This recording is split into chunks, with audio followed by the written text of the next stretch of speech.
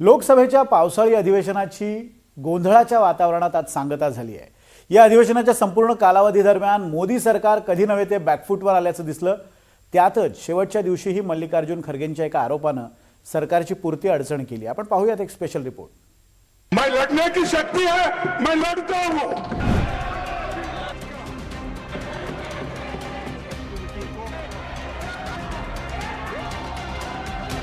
ना अमित शहांच्या निवेदनाने ना नरेंद्र मोदींच्या भाषणानं संसदेचा शेवटचा दिवस गाजला तो काँग्रेसचे ज्येष्ठ नेते आणि राज्यसभेचे विरोधी पक्षनेते मल्लिकार्जुन खरगेंच्या आरोपानं। मैं कभी इस सदन में सालों से यहाँ हूँ और निचला, लेकिन मैं एक शेड्यूल कास्ट हूँ, मैं एक दलित हूँ, मेरे को मदद करो, मेरी रक्षा करो बोल के कभी किसी के सामने गिड़गिड़ाया नहीं। मैं लड़ने की शक्ति है, मैं लड़ता हूँ, लेकिन तुम मुझे अनटचेबिलिटी का ये करके शुद्धिकरण करके अपमान करते हो।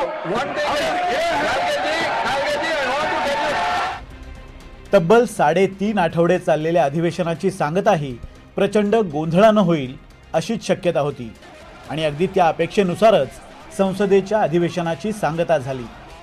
जवळपास 2 आठवडे सभागृहापासून दूर असलेले पंतप्रधान नरेंद्र मोदी आणि केंद्रीय गृहमंत्री अमित शहा हे अखेरच्या दिवशी लोकसभेत उपस्थित राहिले खरे, पण विरोधकांचा गोंधळ आणि आक्रमक घोषणाबाजीमुळे कामकाज सुरू होताच अवघ्या 4 मिनिटात आटोपतं घ्यावं लागलं।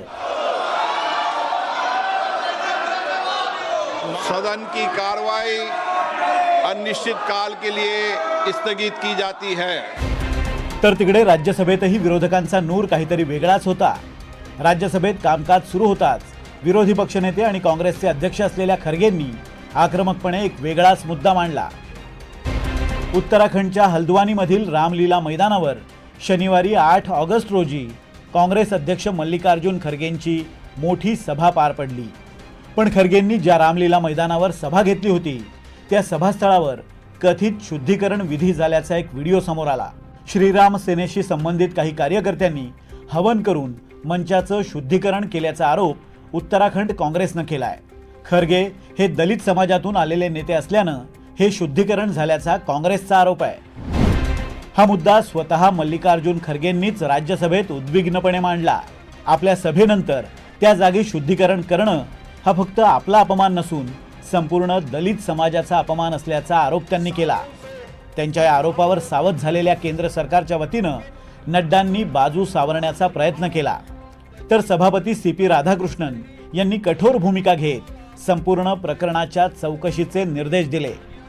इस सदन में सालों से यहाँ हूँ और निचला, लेकिन मैं एक शेड्यूल कास्ट हूँ, मैं एक दलित हूँ, मेरे को मदद करो, मेरी रक्षा करो बोल के कभी किसी के सामने गिड़गिड़ाया नहीं। मैं लड़ने की शक्ति है, मैं लड़ता हूँ, लेकिन तुम मुझे अनटचेबिलिटी का ये करके शुद्धिकरण करके अपमान करते हो। जो भी बात हुई है उसकी तहकीकात जरूर होगी, लेकिन मैं स्पष्ट करना चाहता हूं इस तरह की एक्टिविटी को भारतीय जनता पार्टी कभी भी सब्सक्राइब नहीं करती है।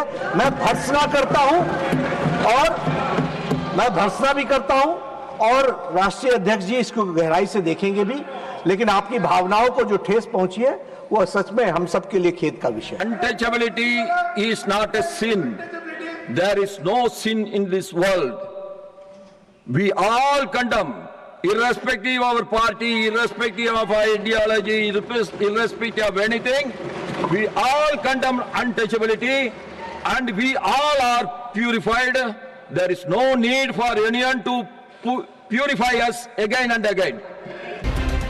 विद्यार्थी आंदोलनावर झालेला लाठीचार्ज, आंदोलकांवर झालेला पॅलेट गनचा वापर आणि त्यावरून आक्रमक झालेल्या विरोधकांनी केलेली केंद्रीय गृहमंत्री अमित शहांच्या राजीनाम्याची मागणी यामुळे मोदी सरकार अगोदरच अडचणीत आलंय। अशातच खरगेंसोबत घडलेल्या या निंदाजनक प्रकारामुळे अधिवेशन संपता सरकारची अधिकच अडचण झाली। संपूर्ण अधिवेशन कालावधीत लोकसभेचं फक्त 16% कामकाज झालं, तर राज्यसभेत 31%च कामकाज होऊ शकलं। तरीही विरोधकांच्या गदारोळात सरकारनं पेपरफुटी प्रतिबंधक विधेयक, कर सुधारणा विधेयक, सुप्रीम कोर्टाच्या न्यायमूर्तींची संख्या वाढवणारं विधेयक आणि लवाद सुधारणा विधेयकासारखी काही महत्त्वाची विधेयकं मंजूर करून घेतली. पण विरोधकांनी अमित शहांच्या राजीनाम्याची मागणी करत केलेल्या कोंडीतून सरकार शेवटपर्यंत मार्ग काढू शकलं नाही असं चित्र शेवटच्या दिवशीही दिसलं.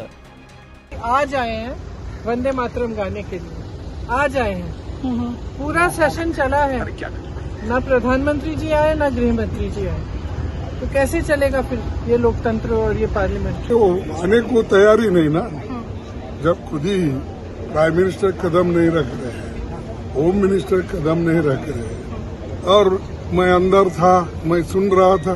सुनने के लिए तुम्हारे रूम में बैठ के सुनने के लिए आते हो.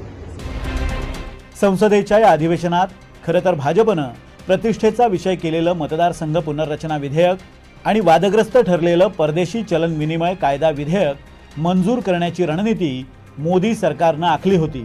पण जंतर मंतरवरचं विद्यार्थी आंदोलन, त्यामुळे आक्रमक झालेले विरोधक आणि त्यातून झालेला धर्मेंद्र प्रधानांचा राजीनामा, अशा नामुष्कीजनक स्थितीत सरकारला संसदेच्या या अधिवेशनाची सांगता करावी लागली.